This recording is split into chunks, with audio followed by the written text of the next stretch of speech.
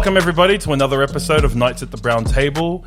This is a podcast of Pacific Islanders sharing our views and the lens through which we see the world. I'm Sefa. To the vast intergalactic space of the interwebs, it is the one and only, the songstress, seamstress, mistress, mattress of this generation, the songstress, seamstress, mistress, mattress of Australia, representing Samoa, and also who sometimes claims Chinese and German heritage, Lamah. Hi. Hey, what's up? I'm doing good. Yeah, feeling good? Yeah, That's awesome. Yeah, I'm feeling so smooth right now. You sound like you have a new mic. You sound like you've got a new mic. Oh. Did we upgrade? I don't know. Bro, are we doing this? Does it sound like we upgraded? Well, we don't sound underwater, so... Shout out to Sila, who's laughing. No more underwater mic. But we have two guests with us this week. Introduce yourself, boys. Hi, my name is Dali. What's up, guys? Name is Mone. Moses. Nah, I couldn't. I was trying to do, you know, I was trying to go with Sila and Lamah, you know, but Hold on. Since when? When did you go by Moses? dude, haven't you seen my Instagram? I called myself Moses, and I'm trying to get it trending a bit. You know what I mean? I thought this would be my platform. That's a brand, right? You need to change the at. You can't just be Mone on your at and then Moses. Moses. No, you got to change the at Moses. If you were to make an Instagram handle, what would it be? What's an Instagram? Like your new Instagram name? Because right now you're just underscore Mone underscore. Mm-hmm. What would your new one be for this For new name? Moses? Man, just Moses, bro. I'll underscore Moses. Hey, I'm pretty Taken. simple. Yeah? Is it? Nah. Everything's taken. My name's taken. Why do we have two men on the podcast today, Shalamar? The reason we do is because today's topic has to do with mental health. So a few weeks ago in June, it was Men's Mental Health Week. So we thought it would be a great idea to invite some people onto the podcast to openly discuss mental health and to get their experiences and ideas of what this means. So in the context of mental health, what does that mean to you? Okay. Mental health to me, I just kind of get like also like emotional health at the same time. Just your thought patterns and your mood. It has to do with a lot of things, mood and mostly, just like what my friend has shared, emotions. When someone asks me what mental health is, mostly in my culture, I talk about sicknesses such as, well, I compare them to struggles, and mostly a lot of people don't know it's a sickness and it's something to be diagnosed with, and I just explained that it's same as a sickness, having a sickness, and yeah, it's very hard to cope with, and I give example of what mental health is, because it's very hard to explain a certain thing, especially with my families, you know, like I have to give an explanation or an example. Okay, so for me personally, mental health deals with your well-being as a person. When we talk about mental health in the context of what we are going towards today, I suppose it's to do with the hardships that we face as Pasefika men and how taboo it is to kind of openly talk about it. It's about expression for me. Well, let's go into that first section. Dali and Lamah both touched on it in regards to mental health when it comes to our specific culture. So where are you from, Dali? I'm from Fiji, yeah. And so when you explained that it's quite difficult talking with your family about something like this topic, what are some things that have helped you better illustrate your situation? It's very, just like I said earlier, it's very hard to explain a certain thing when they don't have any understanding or any backgrounds towards. A lot of times I have to explain that I'm in a mood, you know, or I'm going through depression, and I have to explain a certain thing. With sicknesses, I compare them with my mental health, and one comparison I make is what my family would understand is cancer. I compare it to my depression or bipolar that I have, you know. And these sicknesses are something they would, you know, when they hear that you're struggling mentally, they would tell you, oh, pray more, you know, do something to get rid of that thought that you have. But it's something that you need help with, you know, with counseling, and now we have psychologists who handle those things. And to get the illustration across to my family, it's very hard.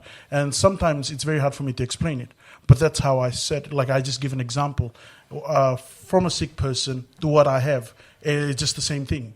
And but I struggle with it emotionally, and it's physically tiring, and I get tired so easily. And they do understand, but the fact that they don't have a background towards what I'm having or what I have, I struggle with that when I have to explain it with my family. And with my direct family, they understand it. They're educated enough and they know what I go through. But it's the extended. Yeah, it's the extended family. Or why didn't you turn up? Or why didn't you reply to the chat, or these things? Because they don't understand what I go through. The episodes that I go through. And I think explaining it to my immediate family that they know, but extended family, it's so hard. And all they say, oh yeah, you're just ignoring the part of your tradition. But no, it's the struggle that I'm in the situation that I'm in, and it's uncontrollable. Like I can't control it. Yeah. Lamah, is that the same experience you have with your family? I think because my grandparents or my parents, they come from different times. Explaining mental health is difficult in the sense that a lot of the times it's as if like saying something to me as, oh, all you have to do is pray about it and then you'll be okay. But it's a lot more, there's a lot more to that than just praying about it. And when I put it in the context of Pasefika people, and especially Pasefika men, the thing that's really hard as a man growing up within the Pasefika community is that the ability to show emotion or any type of emotion is attributed to weakness. And growing up with that mindset, it set me up for a lot of failure that I believe. So it was hard. It was hard growing up. I was always trying to fit into a place that I felt like I couldn't fit in. And the reason why was because I didn't feel like I was masculine enough. I didn't feel like I was strong enough. And it was hard to deal with that growing up. You touch on an expression called toxic masculinity. Researchers have defined it in part as a set of behaviors and beliefs that include the following. A, suppressing emotions or masking distress. B, maintaining an appearance of hardness. C, violence as an indicator of power. Think like the tough guy behavior. Or in other words, toxic masculinity is what can come of teaching boys that they can't express emotion openly, that they have to be tough all the time, and that anything other than that makes them feminine or weak. When you hear the word toxic masculinity, one, what does it mean to you? Two, has that affected your mental health? I don't think I really have anything else to add to the meaning of toxic masculinity. It's not something that I've really, come across a lot, and I've read into it. Because, I grew up in a single mother, it's just me and my sister. Didn't have that father figure. In school, I moved here from New Zealand, I think around when I was 7 years old, and I used to get bullied when I first started school. I got put in school, I didn't know the language at all, and I just had this one bully. And I've got the worst memory on this planet, but I'll always remember my bully, shout out to him. But what's his name? I won't say it on this. What's his Instagram? I'll find you one day once I go back. I think he took the name Mosey.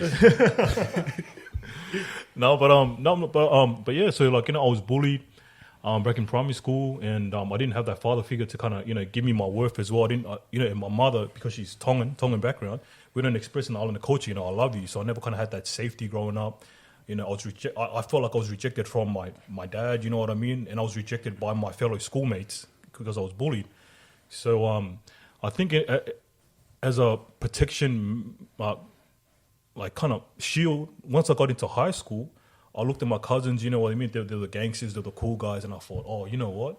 I'm going to become cool. I jumped into a new school.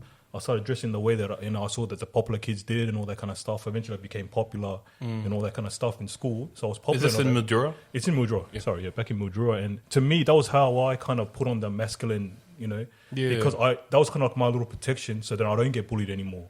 And also, receive praises, and get girls and all that kind of stuff. Because I thought that's where the real happiness comes. If I'm popular, no one will mess with me, and I'll get girls, and I'll be happy. You know what I mean? And I think that's where it came from. And because I didn't have that self-love that I felt like I should have received in my childhood, that's how I got my self-love from. I got it from everyone else. Every time that I was rocking the new trends or doing whatever it is that I did that made me popular, that's how I think I was looking for my love. You know what I mean? Or building myself, self-confidence or self-worth is probably the better term. And even until now, even until this day, you know what I mean, I'm learning a little bit more about mental health, and you know, I've talked to professionals and stuff, but there's still different places in the world. Like for example, even at work, I do disability care.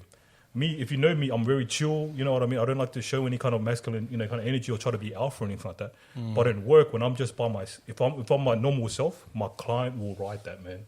You know what I mean. That's when you'll see little abscondings, or he'll do it, you know, something because I think he feels weak energy, so he'll jump on that. So when I go into work, I have to put on that character that I'm not usually am. You know what I mean.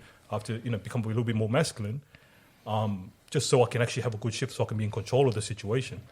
And if I was to kind of, the way that I view my shift, I kind of look at the world like that too. Like I'm like, look, I know I've got the right intentions, but the reality of the world is, to me, how I see it, it's just, that's how the world is. You know what I mean? I can They be a only nice respond. guy. Yeah, like I mean, not everyone is the same as me, or not everyone is respectful. There are going to be people out there that will take advantage of your kindness. So it's just trying to find that healthy balance of not reaching that toxic masculinity, but not being too passive as well. You know, there's finding that middle ground. So that's kind of where I'm at the moment.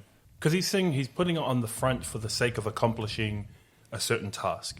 And for him, in his childhood, it was fending off bullies. And then now in his workplace, it's almost being in command of the situation. Especially as a support worker, you kind of have to put that on.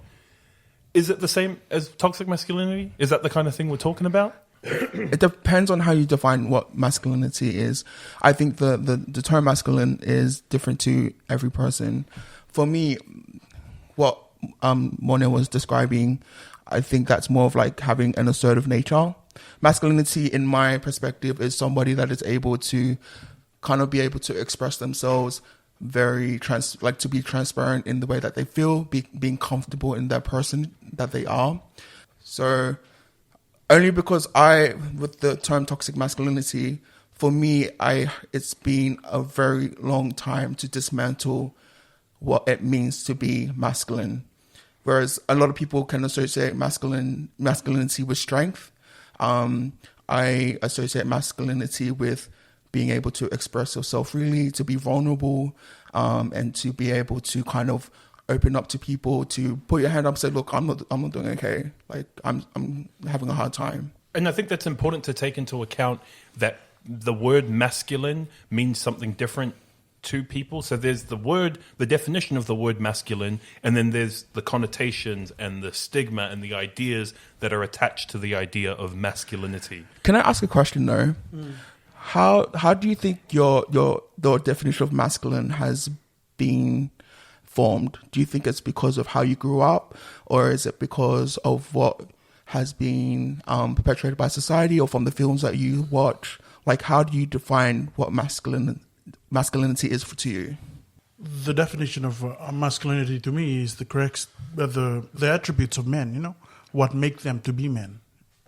Like what? Like being dominant. Like these are attributes that agrees with toxic masculinity, which is being dominant, competitive, and aggressive. That's who we are as men. And so the question is, how do you think that was formed? Are you just taking it from the dictionary, or do you think those ideas were based on the society you grew up with? It is the influence of the society. Like just like when I grew up, I have to be like my brothers. You know, I have to be a certain way, because that's as a man you have to be dominant, and you have to be a leader, and people have to see you a certain way. And if you're if you're not masculine enough, you're counted as a weak person. And especially with a traditional community or society I come from, we're defined as a weak person if you cry, even as a boy. Like I remember, just because I'm a very emotional person, and it comes from my mother. But when I get emotional, when I get angry and I get emotional in front of people, at home especially, I get told, stop crying, you're not a girl. And that enforces me to build more. Just like Mone, for his security purposes, he needed to formulate, security, which is aggressiveness, and to compete to other people around him. And for me, just to be we can't be ourselves when the society and its influence comes from people who we trust and love, and they enforce us to be a certain way. That's interesting because I think, in contrast to that, maybe Mone can attest to this as well.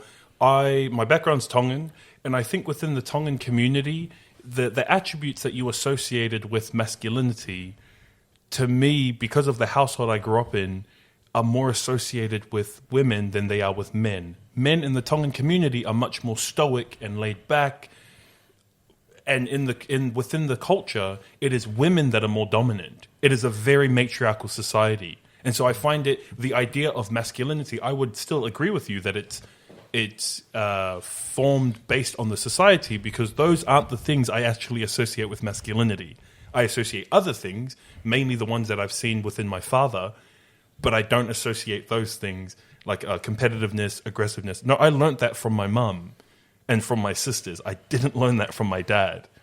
But again, I still agree with you where I think it's based on the society you grew up in, and the community that influences the idea of what it is to be masculine.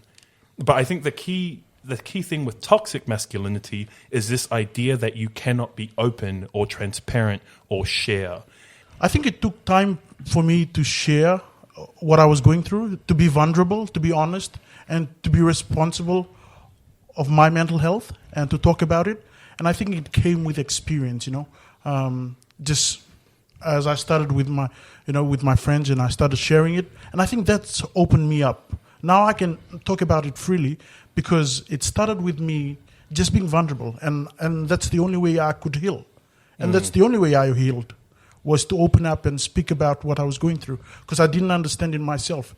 And talking with my brothers, that didn't make them understand what I was going through. They were like, oh, yeah, it's just a struggle. It is life. But it's not. It is the struggle that we need. You need company, or you need someone to work with. In my experience, it was really hard growing up because I struggled with the idea that I'm not manly enough when it comes to anything that I did. I'm a Samoan person. During school, I didn't want to play sports. I didn't want to play football. I didn't want to associate myself with anything sports related. But I was constantly felt like I was categorized to be in a certain box because I saw my peers, my Pasefika peers, my cousins. They were playing football. They were being represented. And I was seeing how much society and also my family, they push these ideas of, wow, that's so good. Like, you're a boy and you're playing football and now you're being represented. Like, that's so cool. And I was in my room pretending I was being interviewed by myself, singing Britney Spears. You know what I mean? They're like, hang on a minute. So I struggled with the notion of never feeling adequate enough to be considered a man. And it wasn't until I grew older that the definition became very mixed for me, because I found strength in other areas that I believe, and I think that's what a man is, right? For me personally, it's about finding strength.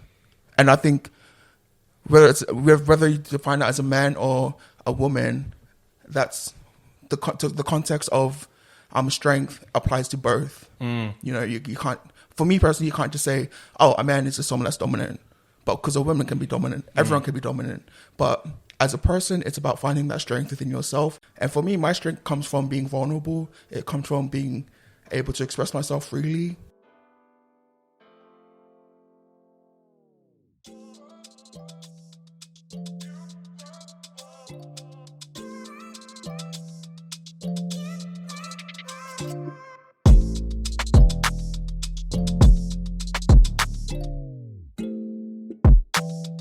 Here we go.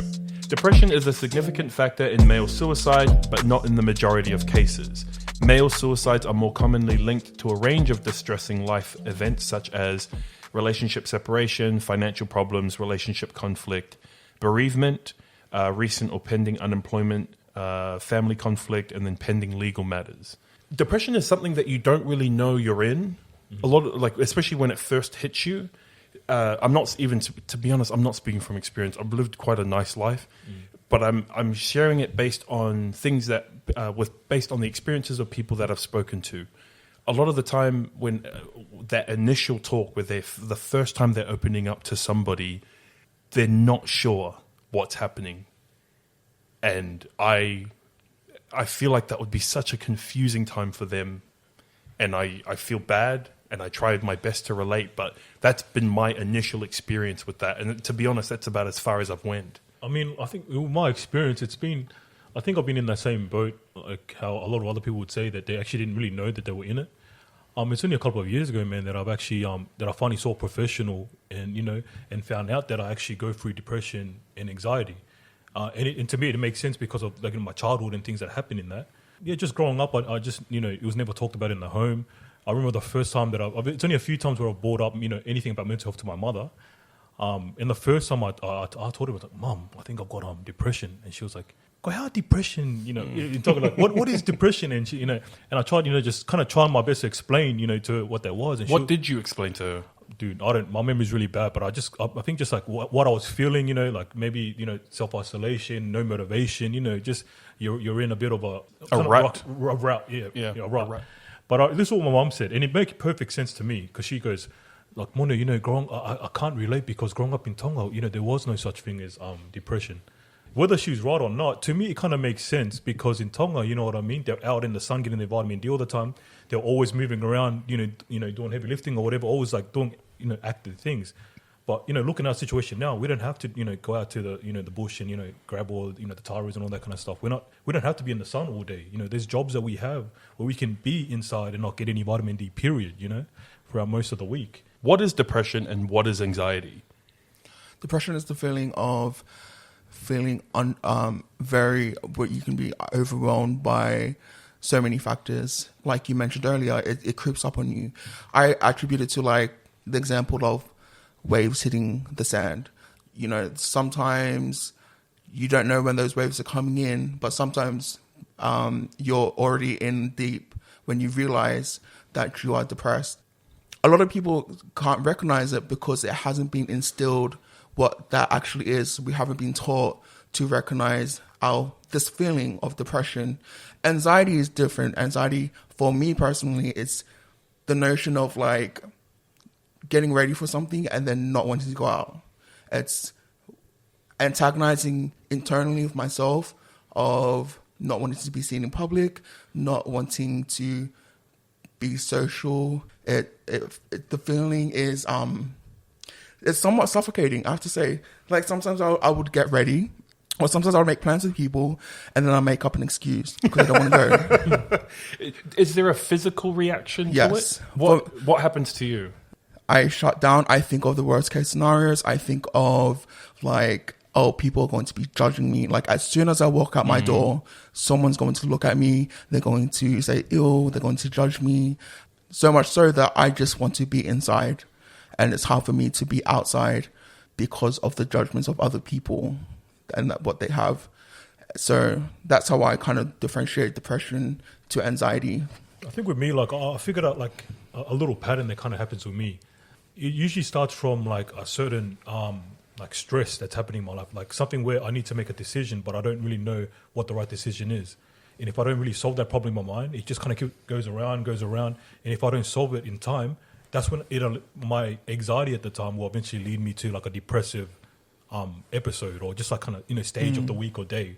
So that's something that, when I was talking to a professional about like around 2 years ago, that's one thing she was able to help me to see that how my brain works, If a certain problem shows up, it goes in my brain. If I can't figure it out, what it is, what the solution is, it'll just keep going round. And it's amazing what the brain can do because there are even times when I can be so stressed that it affects my physical, like where I can actually, it's not uncommon for me to even start having headaches because, my belief is because my mind is just going round, you know what I mean? And eventually, I can get headaches and then I eventually kind of lead into my depression from there. And then usually I have to, talk to someone, whatever little thing it is to get me out of that again. Yeah. But usually I have to try to catch what's stressing me out and figure out the little tools, whether it's writing my thoughts, talking to someone, and like figuring out that solution before it goes into a greater spiral, leading into an episode. So I actually have a great example of my anxiety. So for me, I cannot go to the barbers. It's really hard for me to go to if I'm in the store. A haircut? Yeah. Oh. So this is how my mind works. When I go to the shops, I'm already really anxious. And when I'm going towards the barbershop and that shop is filled with men, straight away I'm like, oh no, I can't do this. Like, I physically don't feel like I'm strong enough or that I'm manly enough to exist in a place where there's a lot of masculine people. So much so that I would do a round of the mall or wherever I am, and I'll go back, or I'll kind of wait back. Or there are some times where I hit up all of the barbershops that exist in the place, and if they're all packed with people, I go home. Like, that's how my mind works when it comes to like how I feel anxiety. It's not being able to function as, you know, doing the things that you think is easy for some people. For someone that's going through like an anxious period, it's hard for them. For me, as almost like an outsider, it's like the topic goes from 0 to 100 right away. And I think it's important to understand that, similar to physical health, that there are levels of health. It's the same with mental health, that there are people who, like, you may be mentally healthy, but you've also got to maintain that. The same way that someone isn't just going to stay healthy the whole time. If they're not trying to actively stay healthy, they will become unhealthy. I'll share an experience where as much as I said that, like, I've lived quite a nice life, I actually sought professional help a couple of years ago. And I went to see I went to see a therapist for 2 years while I was at school. And I bring up this topic because I didn't go because there was anything major happening, but I went to maintain. I'm somewhat detached emotionally to anybody in general. That's just me. And I found that this was becoming a hindrance when it came to my progression with relationships. And so I sought help to see if something could happen. And so that's just to really illustrate the idea that there are levels of healthiness. But what I wanted to bring up was that on my way, because it was on campus, so on my way, whenever I did have an appointment, I would tell people that I had a class. I wouldn't tell people that I'm going to see the counselor, point number 1. Point number 2, I'd wear a hoodie. And I'd walk to and the thing is, the counseling center is on a hill. So if you're going up that hill, there is nothing else on that hill besides the counseling center. And so if somebody saw you walking in that direction, they know where you're going. And that was the annoying thing, because I didn't want anybody to know. So when it comes to mental health and a stigma, what advice would you give to people who not only experience a level of depression, but who have, on top of that, have to deal with the idea of shame or guilt? I've come across people where they would say, I can't do this. Like, I can't go and see a counselor because of, a friend of mine said, because of their reputation and the way, you know, people see them. For whoever out there that, you know, that is struggling with depression, which was defined by my friends, or anxiety, I would never take back what I did, is that reaching out for help. It doesn't mean you're weak, that if you reach out and ask for help, it's never a weakness. A lot of men that I've come across, a lot of my friends that I've come across, they would only talk to me, and I'm like, we are brothers, we are friends, but I can't help you. There's people out there, there's psychologists, there's counselors that can help you and with your situation. And a lot is to do with shame. And with a friend of mine, that's the word he said was his repetition. And I'm like, you know, I understand what his point is, but for me, as a stronger being now, I would never trade anything else rather than just telling people what I I struggle with. And when I open up and I tell people, and then people start to open up. And I have a lot of friend mates who have only opened up when I shared my problem. And I refer them to psychology, I refer them to counselors to see. And a lot of it is to do with weakness. We don't want to be weak. We don't want to be shameful. If you deserve healing, you need to come, you know, you have to speak to people. You have to let people know what you're going through. I came across a book written by Sam Harris. He said that... Is that the DJ? No, he's a psychologist, a scientist. DJ Sammy. Does he the one that works with DJ Havana? Havana Brown? Sings heaven. No, go ahead. Sorry. Sam Harris said that someone asked him in an Oxford Union conference, somebody asked him, what's the antidote to masculinity? He said, honest and responsibility. A lot of us, we're not honest with ourselves. We need to be honest. True. And we need to tell people what we're going through. Yeah. And I was questioning the fact that he said responsible, because we're responsible of our mental health. It's because you've given us some insight as to your train of thought when it comes to this topic. What are some of the things that you've told yourself that to stop you from opening up or sharing? Do you remember anything from that time period? No one cares. You just got to rough it out by yourself. And you're walking this journey on your own. You don't want to share it because nobody understands. The action of dealing with everything on your own to the point of where do I go from now? Because it's easy enough to be like, oh, you just open up. But I think more importantly, what we need to do first is, like Dali was saying, you have to be honest. You have to be honest with yourself, and you need to acknowledge that, like, this is a problem. And it's not until we can be honest with ourselves that we're able to kind of like potentially open up. Because it's easy to say like, oh yeah, just open up. But what does that look like? Like, how did we open up? Because I'm trying to remember now. My therapist that I went to, and he said that your instinct as a child, that if there's no safe place or safe person that you can rely on, if there isn't one like that in your community or within your circle, that a child's instinct is most of the time pretty accurate. The time when I decided to actually seek some sort of help with the issue I was dealing with was that I felt I found somebody or some people that I thought it was safe enough. And it wasn't until I found those sorts of people that I finally did. What's that first step? You kind of need to find the right people. And I think it would be irresponsible of us to announce that, guys, you need to open up, and just to open up, period. Open up to anyone. No, I do not advise that at all. You need to find the right people. And if you're not going to seek professional help first, find people in your life, or put yourself in a position where you can have people like that in your life where you feel that you're comfortable enough to be open with. Whose phone is that? That is not mine. Yours. Mine is on the It's silent. him. It's mine. I think it's mine. Yeah. It's like, holy crap. I was like, are we going to answer this? It's somebody's phone. Are we just going to ignore the elephant in the room?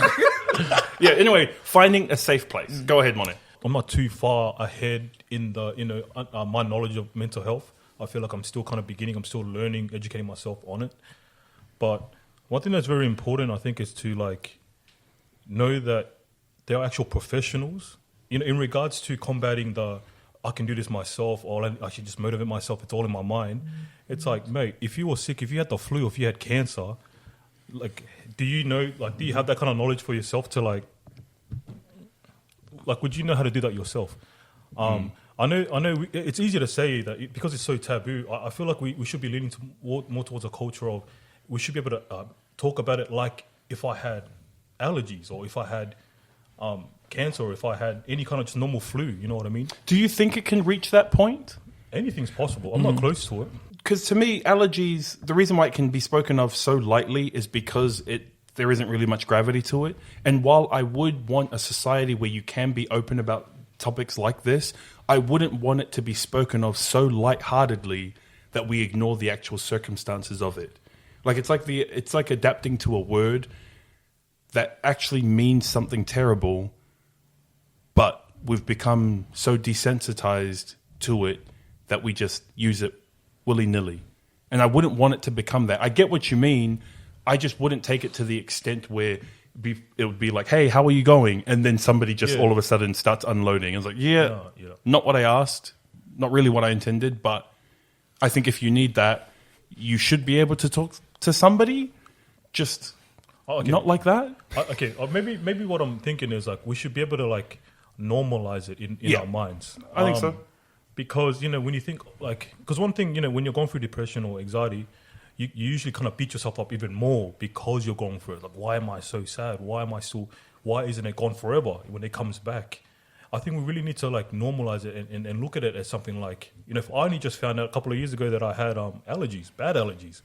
Like my whole life growing up, I've always had a weak immune system. I was never 100%.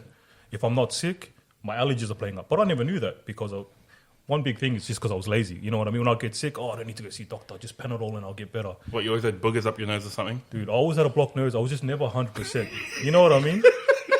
And then, look, even when I eventually found out that I have like strong, grass allergies, animal allergies, and all these other things, I just thought, okay, that's cool. And I just never really went to the doctors. It's not until just recently I found out that, hey, look, mate, the reality is you're going to need to take these sort of medications for the rest of your life. It's not just seasonal. And I had to come to like understanding that I had to be all right with that. And to me, that's how I kind of look at my mental health at the moment. This is where I'm not saying it's the solution for everyone. This is just something that kind of helps me feel comfortable knowing that, hey, look, I've got anxiety or depression, whatever it is. And the reality is this might be something that I have for the rest of my life, and I just have to stay on top of it. And if I don't get rid of it, I can't get angry at myself. I can't beat myself up. But most importantly, I can't bring my worth down because I have it. Like, I'm not going to beat myself up and like degrade my value to someone else if I have cancer or if I have allergies. I don't want it to be something where I should degrade myself compared to another person. Oh, dude, I've got this and that. So my value or my worth as a male, as in my masculinity, is less than this guy. That's kind of like the mindset that I have at the moment. You know what I mean? And also, like my little advice or my little knowledge at the moment about mental health and all that kind of stuff is a lot of these people that we compare ourselves to on social media that are sports stars, people that we look up to, they go through the exact same thing. You know what I mean? A lot of us are comparing ourselves and becoming even more depressed because we're not living the dream, that we want, to be a singer or to be this and that. But a lot of these people that we actually look up to, they're going through the exact same thing. They've got the exact same problems. And that's an interesting point that you brought up is, especially when it comes to like depression and anxiety, it doesn't discriminate. It's not discriminatory. It doesn't matter who you are. It can happen to anyone. We've seen that with celebrities. We've seen that with comedians who we believe are supposed to be the most funniest people on the earth who have committed suicide. And I think it's really important to note it affects anyone and everyone. It's like a disease. It's a disease where, a disease is not discriminatory as well. It doesn't matter if you're the most fittest person in the world, and it doesn't matter if you're the most strongest person in the world. Once it comes to you, it affects you. Yeah. Earlier today, I was just watching this almost like a little podcast based in the UK, and it was these famous soccer players, big time soccer players that sit down and they'll talk about mental health week as well. Talking about, they're sharing their struggles and times and episodes, that they've had with depression or anxiety. And it was just really weird because even though that, they were well accomplished, they're famous, everything that they were sharing were all the things that I could relate to perfectly. You know what I mean? Simple stresses of, my missus is about to give birth. How am I gonna, provide, or my missus or my wife is making more money. Like, it makes me feel less like a man. So like, it just kind of, it kind of helped me to kind of, hear their experiences because it reminded me that I'm not on my own, first of all.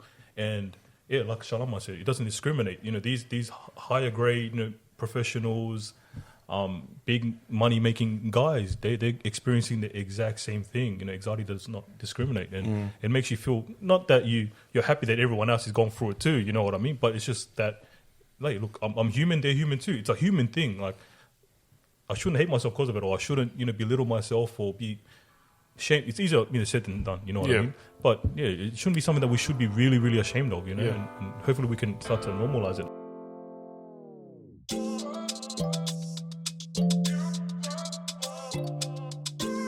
When it comes to ways that you have helped maintain your mental health, what are some things, practical things that you've done to help combat that?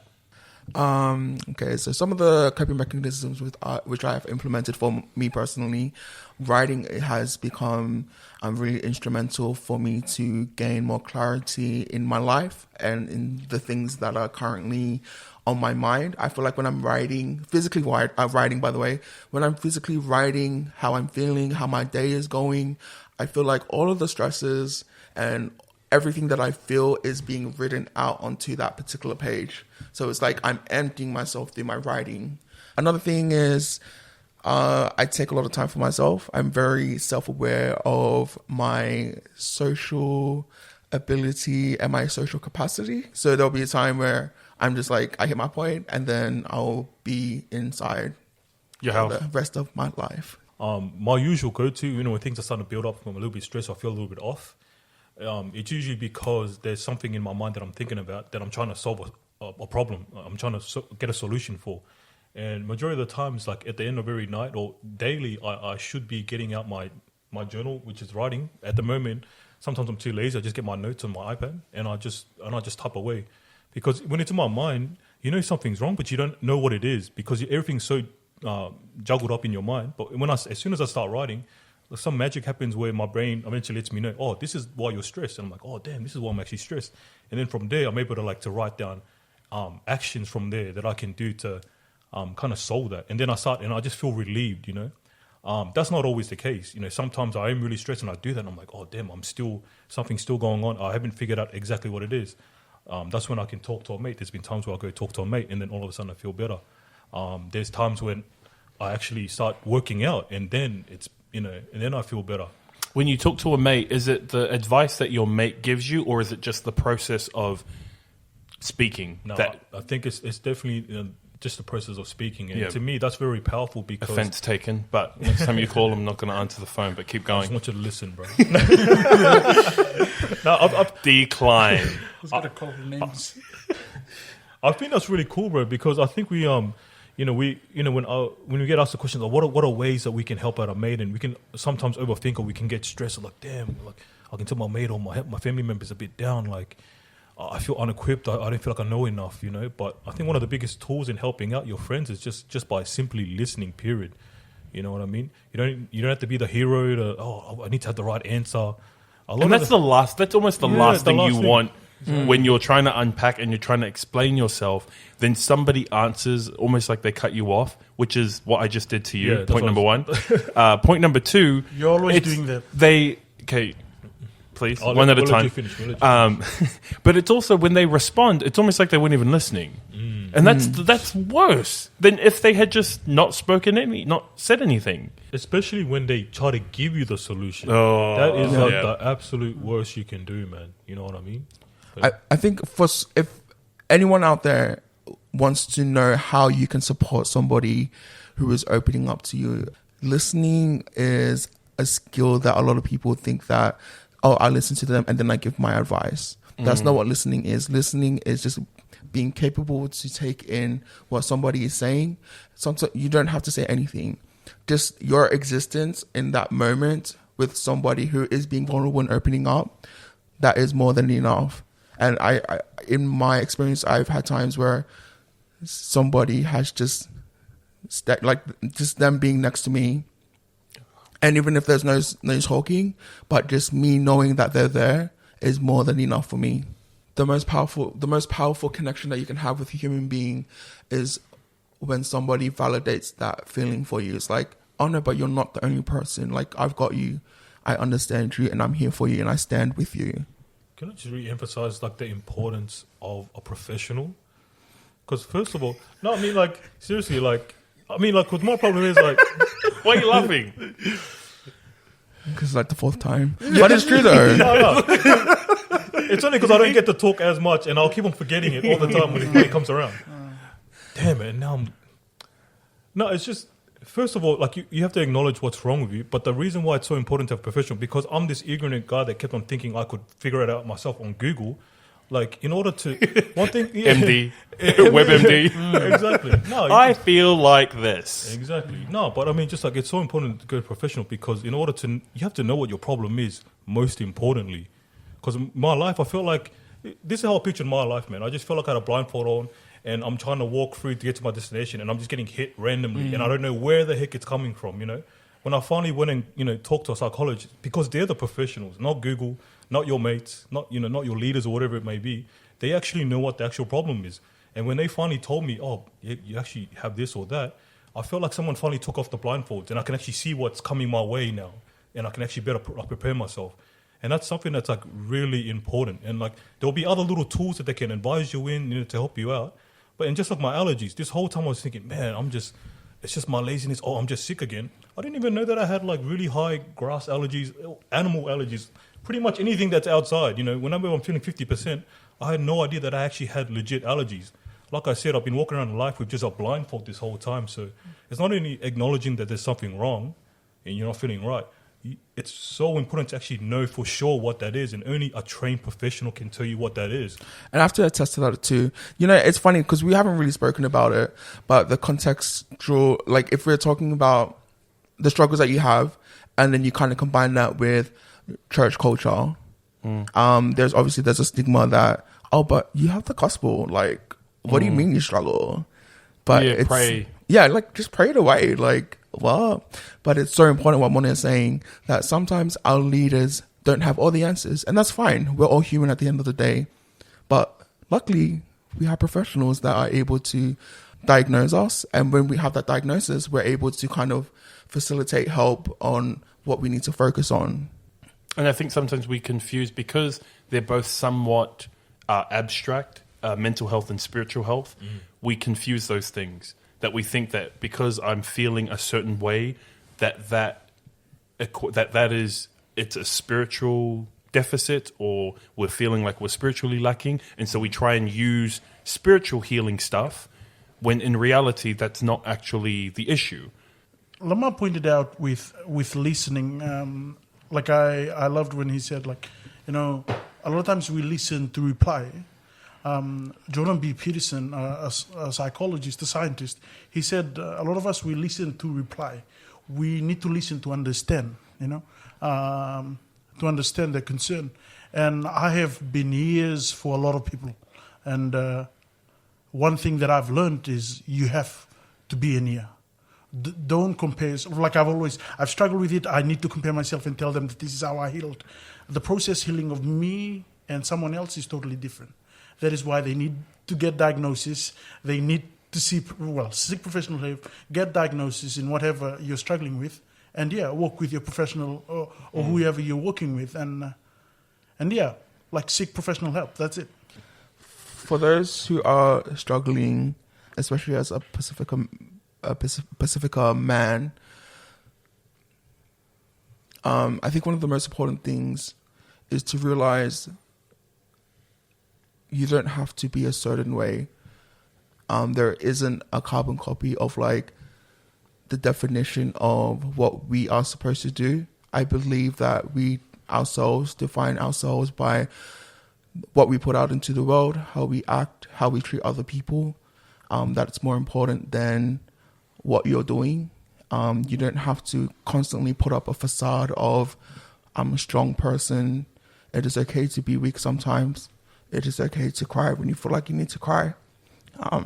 And it's okay to reach out when you feel like you need to reach out. Because sometimes life gets really hard, and that's okay. And it's in those moments that we find solace and bliss with the connections, the beautiful connections that we make with other human beings. And I found that in my own experiences where I'm close to people that I never thought I would be close to. When I look at my friends, I see beauty because there's so much diversity. The people that I keep close to me, I'm super grateful that they have entrusted myself to be so open and vulnerable when it comes to their struggles. And I'm very grateful that they have allowed me to also do the same. So if you feel like you are struggling, know that there are so many other people out there like you, and that there's people waiting for you, and there is somebody waiting there with open arms to embrace you. And I love you all. You know, for anyone that's going through, you know, anything out there, I hope you know that it's normal. I hope you don't feel different or you feel like you're less than anyone else. This is not complete truth. This is just how I look at it. But I just feel like all of us as human beings, we all come into the world the same. No one is better than anyone else. We all have different strengths. No one comes in a complete package. If you come in with these certain strengths, you're going to be lacking in something else. So, you know, some of us come into this world with disabilities. Some of us come into this world with mental health, disabilities. We didn't choose that, you know what I mean? So we can't hate ourselves for it. So, you know, be a lot easier on yourself. You know, it's easier said than done. And, you know, when you're in that situation, it's so much more harder. But if there's anything that any advice that I could give out is just just doing our best, just to treat ourselves the way that we would treat our own friends. Being a lot more easy on ourselves, and just remember, like, just if you do have mental health, it's normal. Everyone's lacking in something. Just want love. Love yourself, love those that are around you, and just do your best, and just try our best not to compare ourselves to other people, because everyone's going through the same thing, whether it's in mental health or other disabilities, other mental, emotional, circumstances. I've been I was part of a panel once at a mental health Sydney religious society kind of thing, and one of the things that I saw was a lot of this faith, Buddhist, Muslim, and those faiths that were there, a lot of things that we were different as people with faith, that we had hope. And a lot of people who were there, who were atheists, who don't believe in anything, they had no hope. So I think with me, the basic part of healing was that I seek for help, and I went to my leaders for counsel, and they gave me counseling, and they referred me to those counselors in our church. As a member of the Church of Jesus Christ of Latter-day Saints, we have people in our main office here in Sydney that are qualified, or are psychologists. There are 3 psychologists, if I'm correct, that are there to help. So if you're struggling with whatever you're struggling with, I think seek for help, Thanks everyone for coming. We'd like to thank our guests, Mone and Dali. Thank you for coming. My name is Sefa. I'm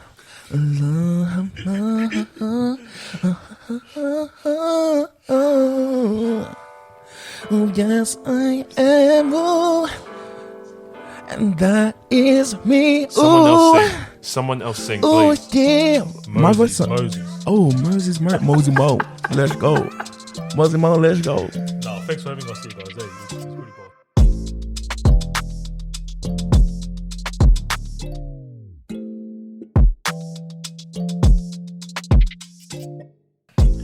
This song is dedicated to our home girl.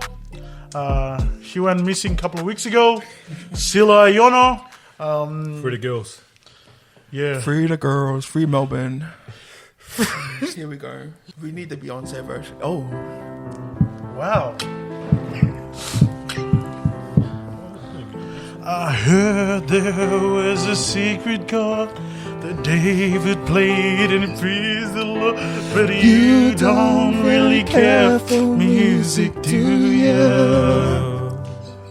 Well, it goes like this: the 4th, the 5th, the minor fall, the major lift, the baffled king composing. Hallelujah, hallelujah, hallelujah, hallelujah, hallelujah. wow. Oh, Sila, you should. round 2. Wow. Do I have any other requests on the line? Is there another request on the line? What is the next request? Go again. One more. What's the next request?